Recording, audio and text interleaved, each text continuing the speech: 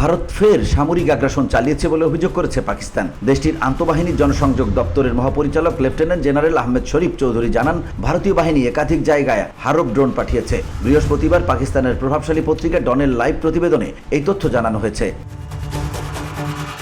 আহমেদ শরীফ চৌধুরী বলেছেন, পাকিস্তানের সশস্ত্র বাহিনী সতর্ক অবস্থানে আছে এবং এখন পর্যন্ত বিভিন্ন জায়গায় 12টি হারব ড্রোন ভূপাতিত করেছে।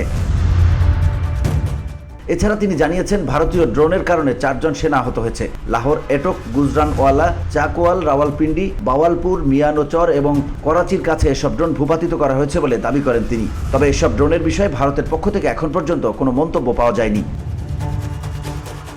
এদিকে পাকিস্তানের প্রতিরক্ষা মন্ত্রী খাজা আসিফ বলেছেন, ভারত বুধবার কিছু শহরে 2 থেকে 3 বার হামলা চালানোর চেষ্টা করেছে এবং এখনও ভারতের আক্রমণের ঝুঁকি রয়েছে।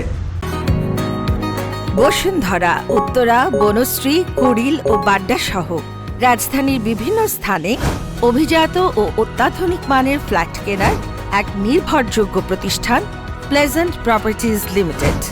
তাই আপনার স্বপ্নের আবাসনের জন্য আজই যোগাযোগ করুন। Pleasant properties limited, where destiny matches eventually. পাকিস্তানের বেসরকারি চ্যানেল জিও টিভিতে আজ শাহজাইব খানজাদাকে 7 অনুষ্ঠানে বক্তব্য রাখতে গিয়ে খাজা আসিফ বলেন, ভারত কিছু শহরকে 2 থেকে 3 বার টার্গেট করার চেষ্টা করেছে, অন্তত রাডারের ওপর দিয়ে, যাতে প্রয়োজন হলে এই শহরগুলোয় হামলা চালানো যায়। VOD Bangla news desk.